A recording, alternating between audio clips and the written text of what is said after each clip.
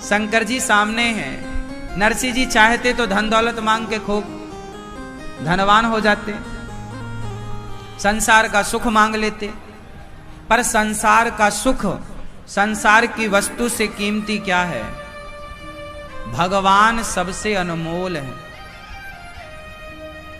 हे प्रभु, आप कण कण में समाये हैं। अच्छा बताओ, भगवान कण कण में समाये हैं, ये बात सही है कि गलत है? उत्तर दो। सही है। क्या हम सबको कण कण में ईश्वर की अनुभूति हो रही है? बोलो बोलो बोलो। नहीं। काहे झूठ बोलते हो भाई? भगवान तो कण कण में समाये हैं, पर हमारी इतनी दृष्टि कहां, हमारी इतनी भक्ति कहां कि हम कण कण में उसे देख पावें। और आप यदि देखते हो तो हम आपको प्रणाम करते हैं। भगवान से यही प्रार्थना करो कि प्रभु, आप कण कण में समाये तो हैं, पर हम अंधे हैं, हमारी आंखों से कुछ दिखता नहीं। हमारी आंखों से तो पेड़ पौधे दिखते हैं, स्त्री पुरुष दिखते हैं, हाथी बैल दिखते हैं, संसार दिखता है। हमारी आंखों से कण कण में भला कृष्ण कहां दिख रहे हैं? शायद आपको दिखते हो, पर हमें तो नजर नहीं आते। तो हम तो भगवान से प्रार्थना करते हैं कि प्रभु, कण कण में आप समा तो गए, लेकिन आपको देखने की अभी मेरे अंदर क्षमता नहीं है, शक्ति नहीं है। हे दीनानाथ, हे भोलेनाथ, ऐसी कृपा करो कि कण कण में बैठे कृष्ण को मैं देख सकूं, ऐसी कृपा कर दो। कण कण में समाये प्रभु को मुझे देखने की शक्ति दे दो। मेरी आंखें ऐसी बना दो, मेरी दृष्टि ऐसी कर दो कि मैं कण कण में बैठे ईश्वर को देख पाऊं। मैं स्त्री के भीतर बैठे परमात्मा को देख पाऊं, मैं पुरुष के भीतर बैठे ईश्वर को देख पाऊं, मैं गधे के भीतर बैठे ईश्वर को देख पाऊं, मैं कण कण में समाये उस परमात्मा को देख पाऊं। अभी मुझे स्त्रियां दिखाई पड़ रही हैं कि ये स्त्री बैठी है, वो कब आएगी मेरी नजर कि जब मैं इस स्त्री में भी अपने कृष्ण का साक्षात दर्शन कर सकूंगा? वो दृष्टि प्रभु कब देंगे? और ये दृष्टि पोथी पढ़कर ना मिलेगी, ये दृष्टि तो भगवान कृपा करेंगे तो ही मिलेगी। सोई जाने जे देहु जनाई, और जानत तुम्हें हुई जाई। ये नजरिया भगवत कृपा से मिलता है। इसलिए लोग कहते हैं ना, भगवान की क्या जरूरत है? जरूरत उनकी कृपा के बिना उसे पहचाना नहीं जा सकता। जैसे दुर्योधन के सामने कृष्ण खड़े थे, क्या दुर्योधन पहचान सका? उत्तर दो। अर्जुन पहचान गए कि ये भगवान है। दुर्योधन तो गाली देता रहा। विभीषण पहचान गए कि ये राम है, रावण तो गाली देता रहा। रावण कहां पहचान सका? जब रावण जैसा पंडित, रावण जैसा ज्ञानी राम को नहीं पहचान पाया, तो हम जैसा मूर्ख राम को कैसे पहचाने? राम तो आ भी जाएंगे हमारे सामने कभी, तो क्या हम पहचान पाएंगे? तो राम को पहचानने की शक्ति कौन देगा? कोई वेद पुराण ना देगा, कोई ज्ञान विज्ञान ना देगा। ये राम खुद जब कृपा करते हैं जीव पर, तो राम की कृपा से राम को जाना जा सकता है। कृष्ण की कृपा से कृष्ण को जाना जा सकता है, वरना हमारी तुम्हारी बुद्धि, हमारी तुम्हारी दृष्टि, क्या हम रावण से ज्ञानी हैं? रावण के समझ में नहीं आया कि ये राम है, वो तो कहता रहा ये कोई वनवासी है। हाँ या ना? मेरी माँ अभी तो आप कह रही थी कि हम तो सब में भगवान को देखते हैं, कण कण में दिखते हैं भगवान कण कण में, पर अभी हमारी वो क्षमता नहीं है, अभी हमारी वो काबिलियत नहीं है। वो कब आएगी?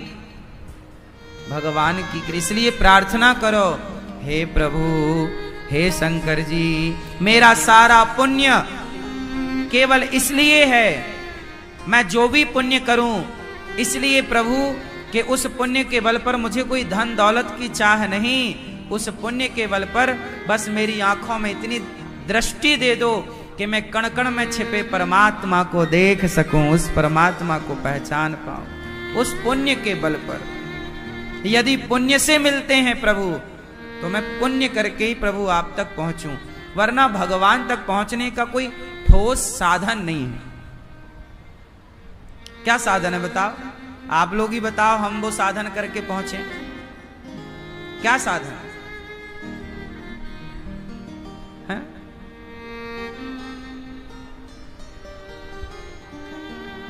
क्या साधन है? कोई साधन ही नहीं। भगवान की कृपा से भगवान तक पहुंचा जा सकता है, भगवान की कृपा से भगवान को जाना जा सकता है, वरना बातें तो बहुत हैं। आप ज्ञान की बातें खूब करिए, उन बातों में धरा क्या है? बातों से क्या होगा? बातों से भगवान मिल जाएंगे क्या? बातों से भगवान मिल जाते तो रावण तो बहुत अच्छी बातें करता था, दुर्योधन तो बहुत बढ़िया बढ़िया बातें, शकुनी बत्तड़ी था एकदम नंबर का शकुनी।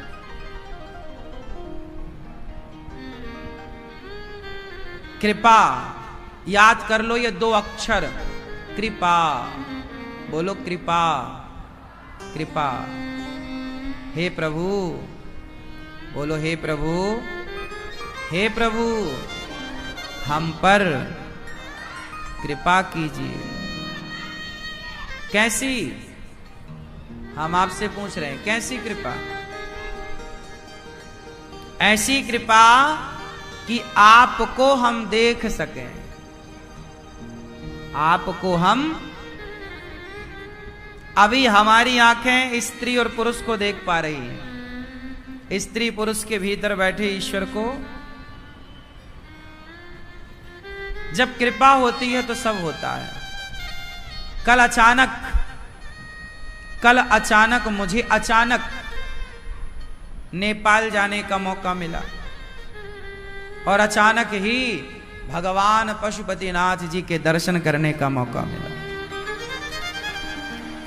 ये मेरा कोई बल परिश्रम नहीं था, ये भगवान पशुपतिनाथ भगवान शिव की कृपा थी कि नेपाल की पावन धरती पर जाने का, जिस धरती पर हमारे शालिग्राम भगवान विराजते हैं, जिस धरती पर माता गंडकी विराजती हैं, उस पवित्र धरा पर जाने का यह दास अनिरुद्ध को मौका मिला, और भगवान पशुपतिनाथ जी के पावन दर्शन करने का अवसर हमें मिला। जो नेपाल के लोग हैं ना, वो प्रकृति से बहुत जुड़े हुए हैं। भगवान शिव की और भगवान श्रीमन नारायण की, भगवान विष्णु की, भगवान शालिग्राम की बहुत अच्छी उपासना, बहुत अच्छी आराधना नेपाल के लोग करते हैं। भगवान शिव की बड़ी कृपा, बड़ी करुणा, बहुत अच्छे से 4 द्वार हैं भगवान पशुपतिनाथ जी के। चारों द्वारों से अलग अलग द्वार पे जाकर अलग अलग दर्शन करने का महत्व है। वहां का प्रेम, वहां के भक्तों का प्रेम कल हमने देखा, बहुत अच्छा लगा। और नेपाल के सारे भक्त बहुत श्रद्धा रखते हैं, बहुत सात्विक हैं, बहुत श्रद्धावान हैं। हम सभी ईश्वर की आराधना करते हैं, और जो कृष्ण का है, जो राम का है, जो भगवान शिव का है, वो हमारा है, हम उसके हैं। वो जो राम का है, कृष्ण का है, शिव का है, वो हमारा परिवार है। वो हमारा क्या है? परिवार है। तो भारत और नेपाल, ये दोनों एक परिवार है, क्योंकि हम दोनों शिव के उपासक हैं, हम दोनों शालिग्राम के उपासक हैं, हम दोनों की आस्था एक है, हम दोनों के आराध्य एक है। इसलिए नेपाल की पावन धरती पर कल हम वहीं थे दिन भर, कल गए और कल ही वापस आ गए। नेपाल गए, दर्शन किया, एक यज्ञ था उसमें सम्मिलित हुए, कुछ भक्तों का दर्शन किया और कल ही ये दास वापस। समय बहुत कम रहता है, काम बहुत रहता है, जाना होता है। भगवान शिव ने बुलाया, भगवान पशुपतिनाथ जी की बड़ी कृपा, उन्होंने बुलाया, दास को इस लायक समझा और मुझ जैसे पापी को भी भगवान शिव का सावन के महीने में दर्शन करने का बहुत सौभाग्य प्राप्त हुआ। मेरी उपस्थिति भी भगवान शिव ने स्वीकार की, तो मैंने शिव जी से बस यही चाहा कि मुझको और कछु ना चाहिए। हे भोलेनाथ, यदि आप मुझ पर जरा भी कृपा करना चाहते हैं, जरा भी प्रसन्न हैं, तो आप बस मुझे ये दीजिए कि बस मेरा प्रेम मेरे भगवान श्रीमन नारायण के प्रति दिनों दिन मेरा प्रेम बढ़ता जाए और मेरी आंखें ऐसी हो जाएं कि बस जहां मैं देखूं वहां मेरे कृष्ण, मेरे श्रीमन नारायण का दर्शन हो। मुझको और कछु ना चाहिए, बस राधा कृष्ण मिलई दे। बोलिए शंकर भगवान की जय, द्वादश ज्योतिर्लिंगों की जय। अच्छा, भगवान शिव को लेकर ने बहुत बड़ी कंफ्यूजन है लोगों के अंदर। लोग कहते हैं शिवलिंग, कुछ लोग कहते हैं क्या शिवलिंग का अर्थ कोई योनि भाग से है? क्या यह शिव जी का लिंग है अर्थात योनि भाग है? ना, शिवलिंग का लिंग का अर्थ क्या होता है? जैसे हम लोग पढ़ते ना हिंदी में, स्त्रीलिंग, पुरलिंग, नपुंसकलिंग, है ना? कौन सी वस्तु किस लिंग में है ना? हम लोग पढ़ते हैं ना। 3 लिंगों के बारे में हमने पढ़ा, स्त्रीलिंग, पुरलिंग और नपुंसक। तो लिंग का अर्थ केवल योनि भाग नहीं, लिंग का मतलब है संपूर्ण शरीर। ये स्त्री है, मतलब स्त्री मतलब पूरी स्त्री आ गई ना। अब यहां पर 2 लोग बैठे हैं, स्त्रीलिंग पुरलिंग, ये स्त्रियां हैं, ये पुरुष हैं। तो जब मैंने पुरलिंग कहा तो पूरा पुरुष आया कि केवल पुरुष का वह योनि भाग आया? पूरा पुरुष आया। उसी तरह जैसे पुरलिंग कहने से पूरा पुरुष आ गया, उसी प्रकार शिवलिंग कहने से संपूर्ण शिव आ गए। वो संपूर्ण शिव है। वह शिव कोई योनि भाग ही नहीं है। लिंग संस्कृत का शब्द है और लिंग मतलब संपूर्ण शरीर। बात समझ में आई? कुछ लोग भाषा का ज्ञान ना होने से, शब्द का ज्ञान ना होने से उस अर्थ का वो अनर्थ कर डालते हैं। बात समझ में आई? कुछ लोग क्या करते हैं, अर्थ का वो लिंग मतलब वो लिंग समझते हैं, वो शिवलिंग को भी केवल योनि भाग से जोड़ते हैं, क्योंकि उन्हें ज्ञान नहीं। इसलिए आप लोग पूरा नॉलेज रखिए, आपको कभी कंफ्यूजन ना हो।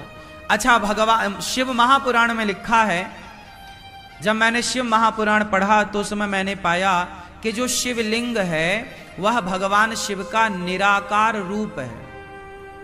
भाई उस शिला में, शिवलिंग की शिला में कोई आकार होता है? आंख, कान, शिव जी का नाक होता है क्या? नहीं। क्यों नहीं होता? क्योंकि वह निराकार का प्रतिनिधित्व करता है। शिव कैसे हैं? निराकार। तो निराकार के, अब निराकार का कोई आकार नहीं, तो वो शिवलिंग का भी कोई आकार नहीं होता। कोई आंख नहीं, कोई मुंह नहीं, कोई हाथ नहीं, कोई पांव नहीं। तो जो शिवलिंग होते हैं वह निराकार का प्रतिनिधित्व करते हैं। हमारे यहां भगवान की 2 रूपों में पूजा है। हमारे यहां साकार पूजा भी है और निराकार पूजा भी है, सगुण और निर्गुण। समझ रहे हैं बेटा? साकार और निराकार। तो जो साकार है, जब शिव प्रकट होंगे तो वो साकार कहलाएंगे। जब वो अप्रकट रूप में है तो वो निराकार कहलाएंगे, है ना। जैसे समुद्र का पानी निराकार है, नदी का पानी का कोई आकार नहीं, पानी निराकार।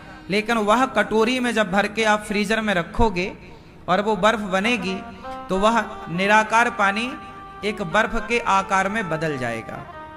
तो जैसे पानी निराकार भी है और जरूरत पड़ने पर बर्फ बनकर वह साकार भी हो जाता है, उसी तरह भगवान निराकार हैं, पर भक्तों के लिए जरूरत पड़ने पर वह निर्गुण निराकार भक्तों के लिए सगुण साकार बन करके प्रकट हो जाते हैं। तो जो शिवजी हैं, शिवलिंग है। अच्छा, जो शिवजी की मूर्ति है, जैसे कई मंदिरों में क्या होता है, पूरे शिवजी की मूर्ति होती है, माथे पर चांद होगा, सिर पर जटा होगी, आंखें होंगी, गाल होंगे, शंकर जी के हाथ होंगे, त्रिशूल होगा। जहां शंकर जी आकार रूप में है तो वो शिव का साकार रूप है, वो शिव का साकार रूप है। और जहां शिव 12 ज्योतिर्लिंगों के रूप में होंगे, आपके घर में भी शिवलिंग होंगे छोटे से, तो वह जो शिवलिंग है वह निराकार रूप में है, तो वो निराकार रूप में है। और तस्वीर यदि शिव जी की है वो साकार है। तो शिव पुराण के अनुसार जो शिवलिंग हैं वो निराकार हैं, इसलिए वह ऐसे हैं।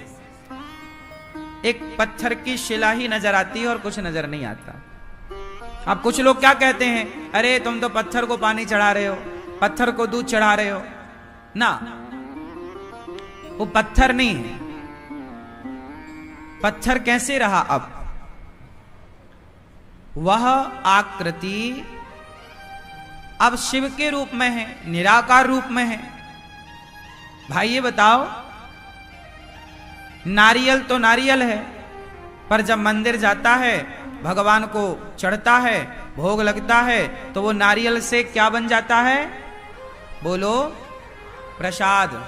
आपका खाना, दाल चावल सब्जी रोटी, जब वो भगवान को भोग लगता है तो वो दाल चावल सब्जी रोटी से क्या हो गया? प्रसाद हो गया। अच्छा, पानी तो पानी है, लेकिन जब वो शालिग्राम भगवान पे चढ़ा तो वो क्या बन गया? चरणामृत बन गया। बदल गया कि नहीं? उसी तरह पत्थर तो पत्थर तब तक है जब तक भक्तों की उस पर श्रद्धा नहीं है। यदि श्रद्धा जुड़ गई, श्रद्धा भाव जुड़ गया, तो पत्थर नहीं रहा, वो शिव हो गए, वो भगवान श्रीमन नारायण हो गए। शालिग्राम शिला तब तक शिला है जब तक वो नदी में पड़ी है, पर उठा के लाए, आपकी श्रद्धा जुड़ गई, वो तुरंत भगवान के रूप में पूजते हैं। नर्मदा जी का पत्थर, प्रत्येक कंकड़ शंकर माना जाता है। तो नर्मदा का कंकड़ तो कंकड़ तब तक है ना जब तक वो नर्मदा में पड़ा है, और जैसे ही वो आपके हाथ में आया तो वो उसमें आपकी क्या जुड़ गई? श्रद्धा।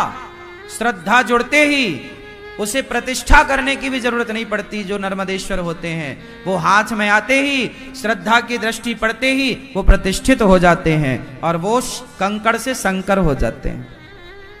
अब ये देखो, ये भाव का विषय है। गंगा मानो तो मैं गंगा मां हूं और ना मानो तो बहता।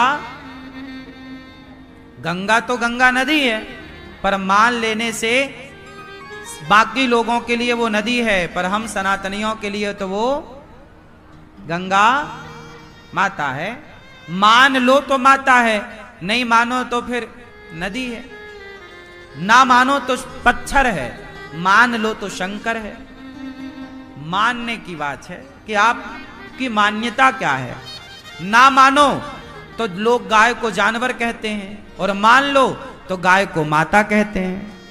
अब कुछ लोग तो हिंदुओं को कहते हैं तुम पागल हो, जानवर को माता कहते हो। भाई साहब, तुम नहीं समझोगे।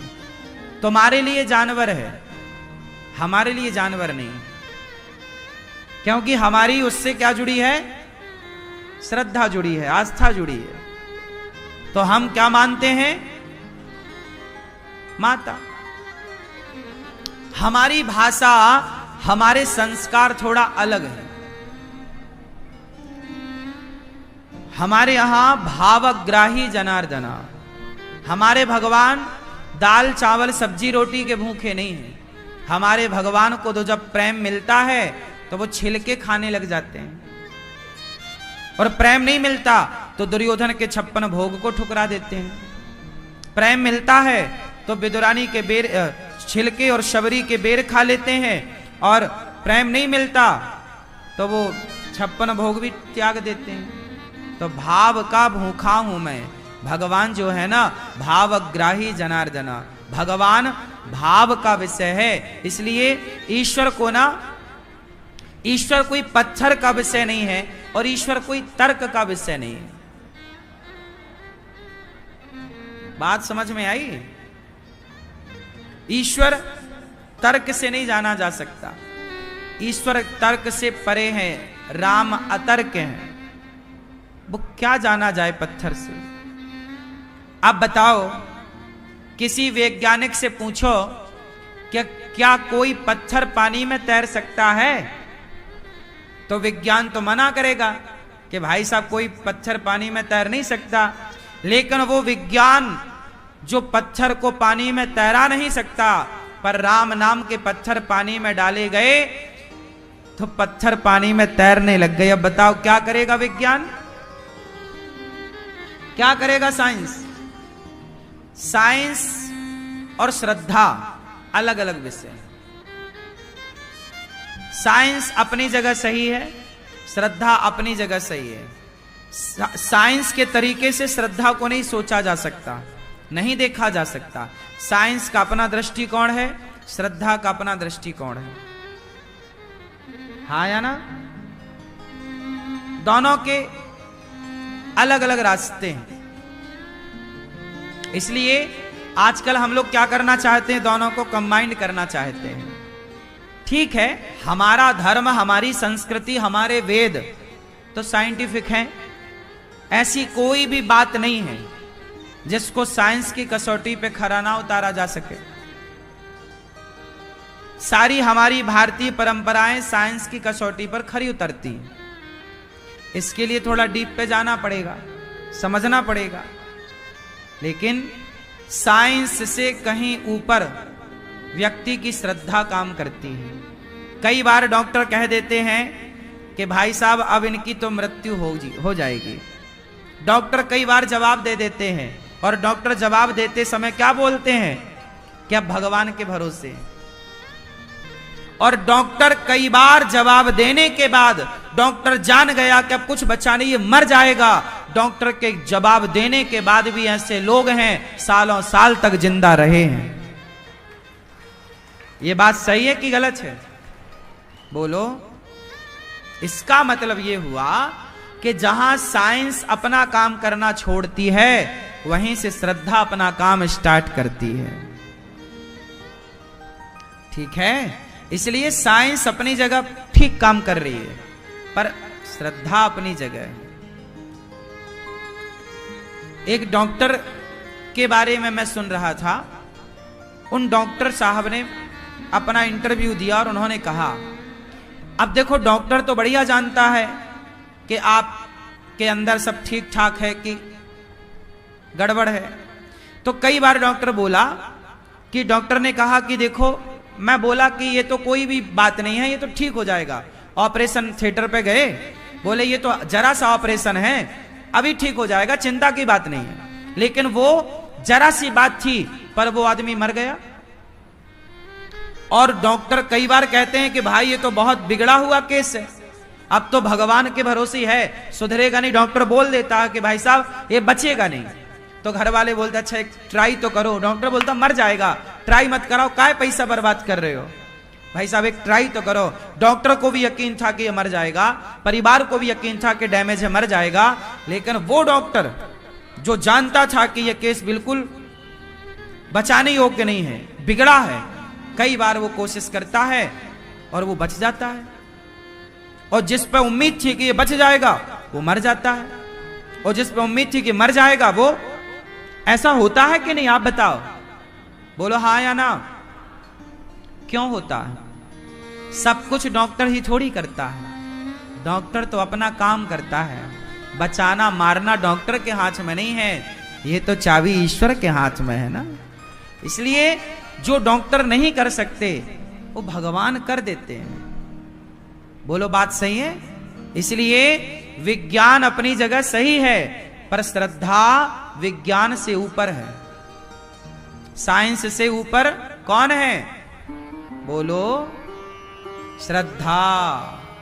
इसलिए भगवान श्रद्धा का विषय है, भगवान साइंस का विषय नहीं है। हां, साइंस की दृष्टि में हमारे जितने भी मंदिर हैं प्राचीन, अब राम सेतु साइंस नहीं तो प्रूव किया है।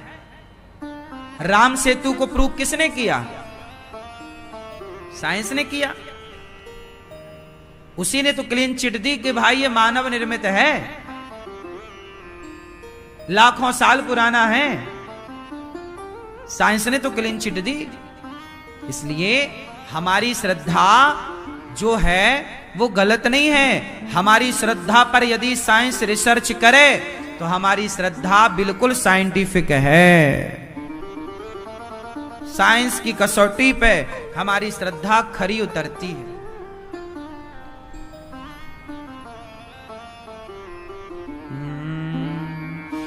सच्चिदानंद रूपाय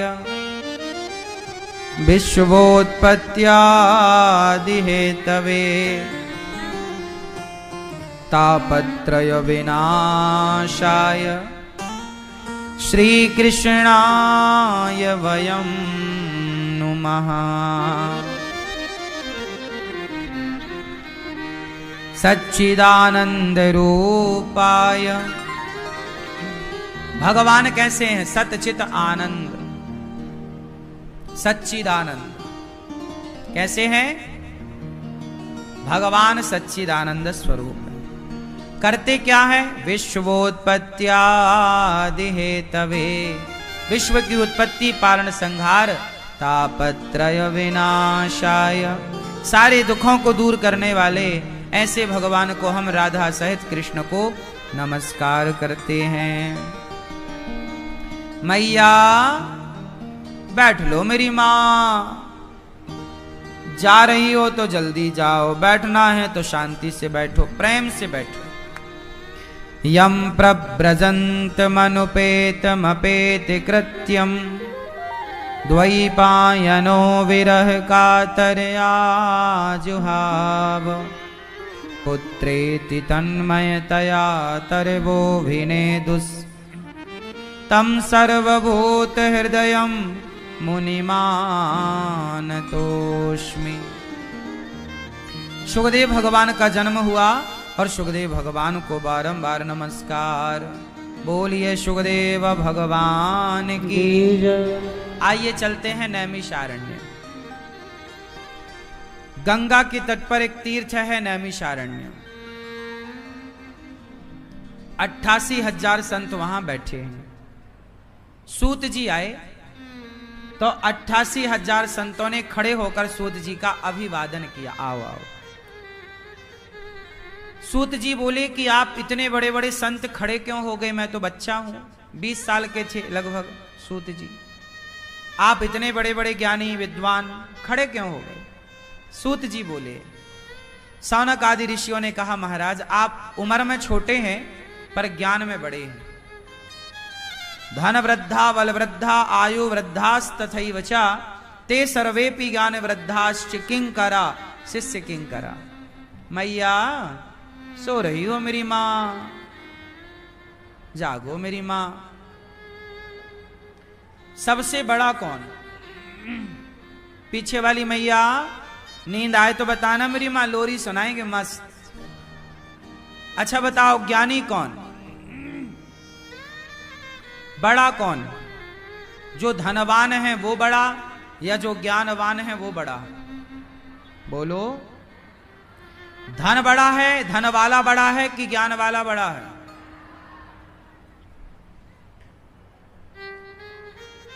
देखो ज्ञान वाला कौन सा ज्ञान? ज्ञान तो चींटी को भी है, हाथी को भी है, आपको भी है।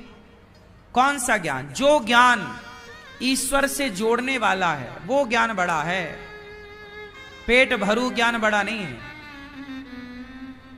पेट भरने का ज्ञान तो सबको ही है, चिड़िया को भी है, वो तो पढ़ने नहीं जाती, पर वो भी ले आती है और अपने बच्चों का पेट भरती है। आप लोग जो ज्ञान पा रहे हैं वो केवल पेट भरने के लिए पा रहे हैं।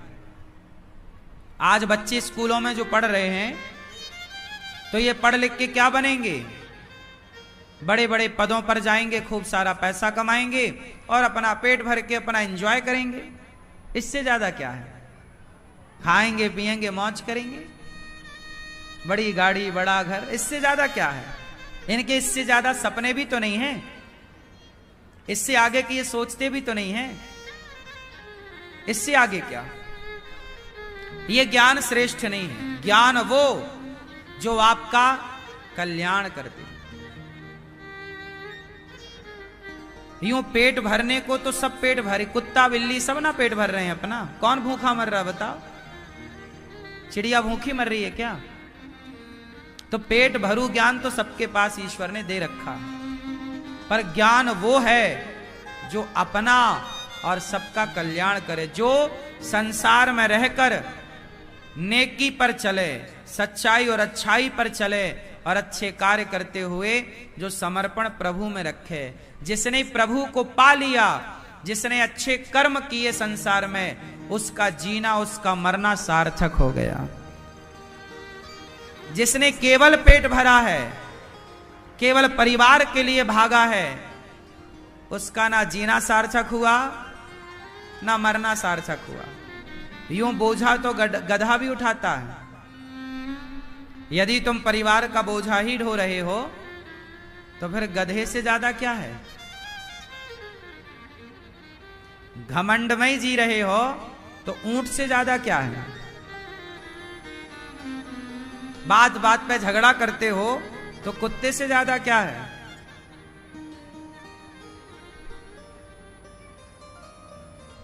जीवन तो माना जाएगा जब आपने जीते जी सबका भला किया, एक अच्छा जीवन जिया, सच्चाई अच्छाई के साथ जिए, ईमानदारी के साथ अपने सारे कर्तव्यों को पूरा किया।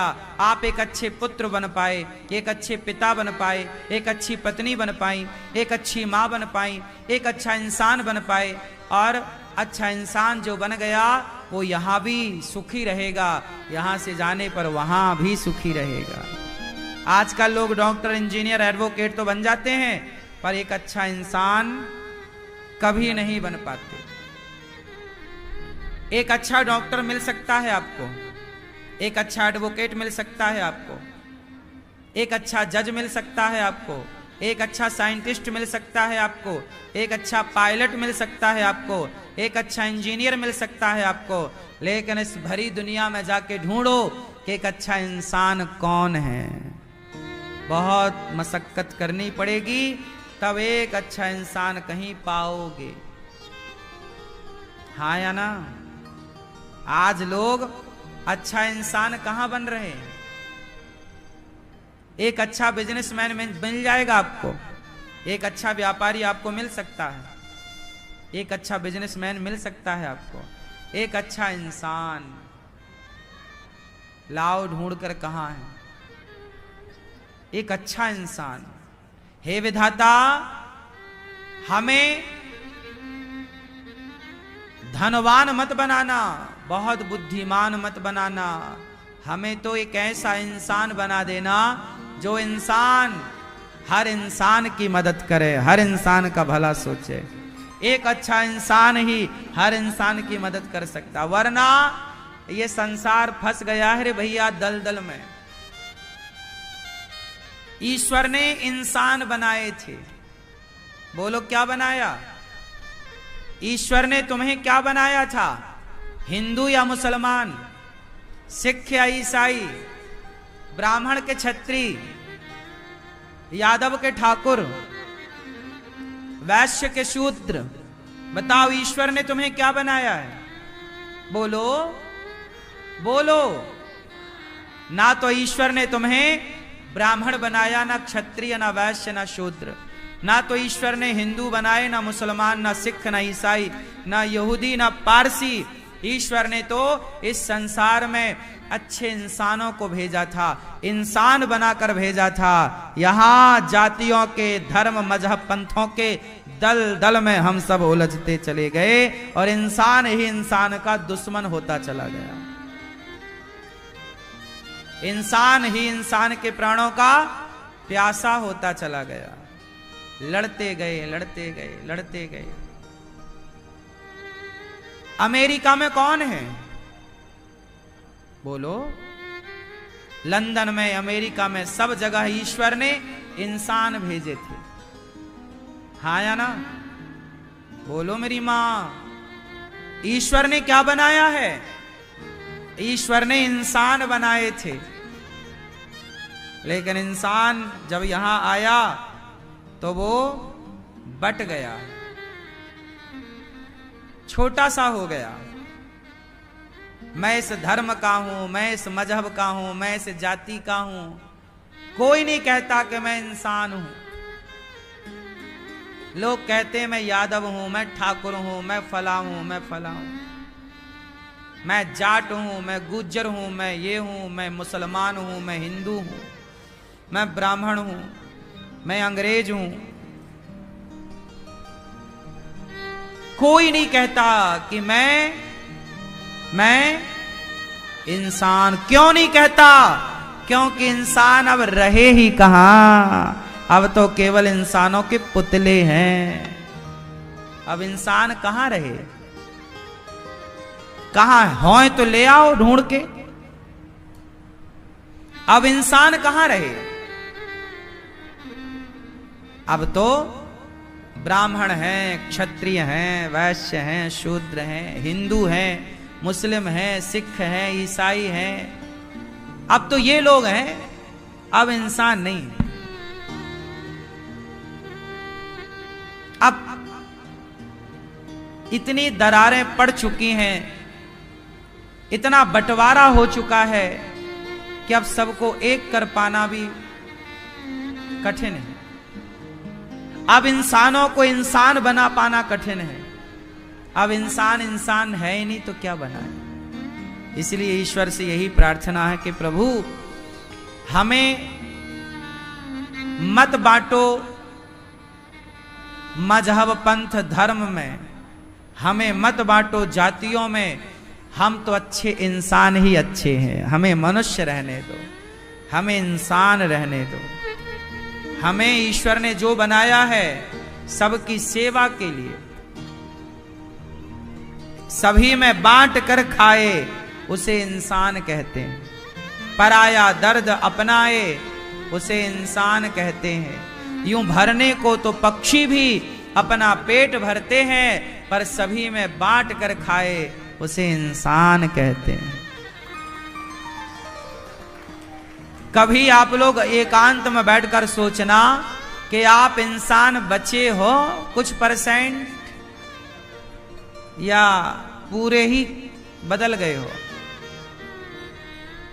इंसान जब आपको ईश्वर ने बनाया, इंसान बनाया ना, ईश्वर ने क्या बनाए? मनुष्य बनाए। बड़े भाग्य मानुष तन पावा।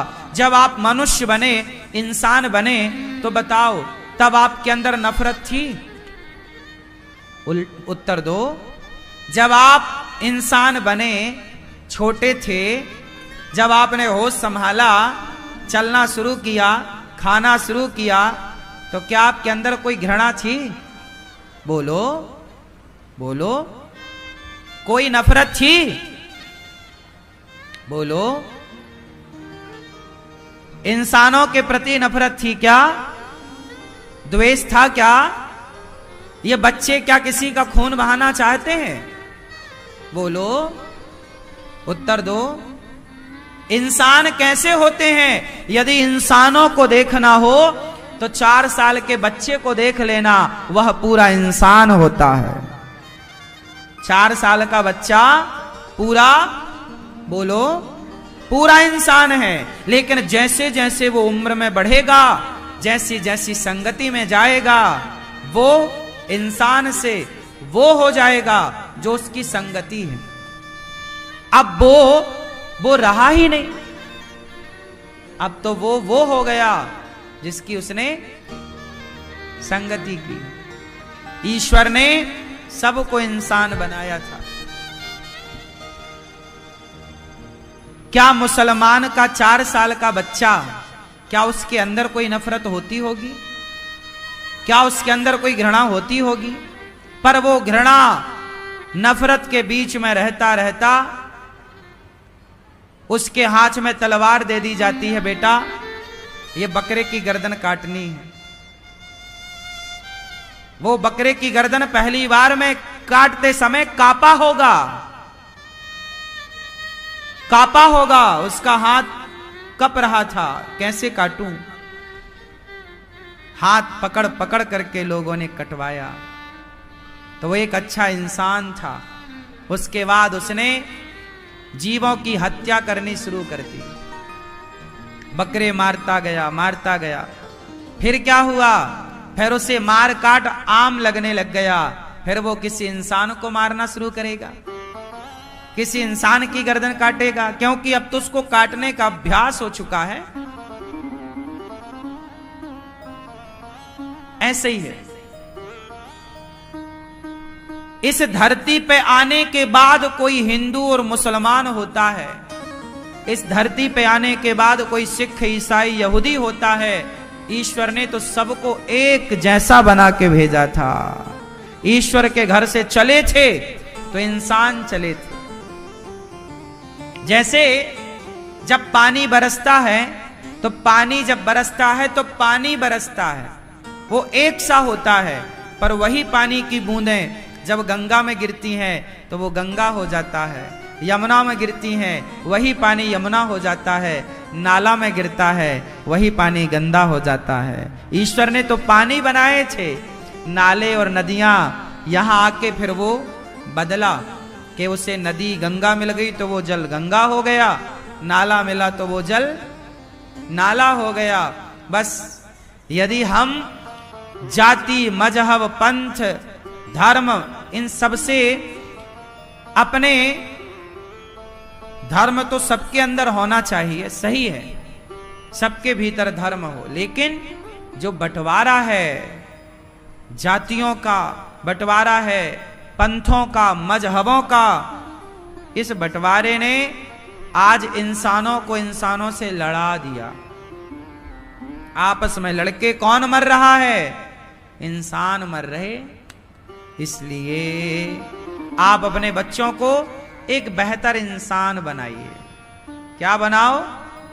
इंसान।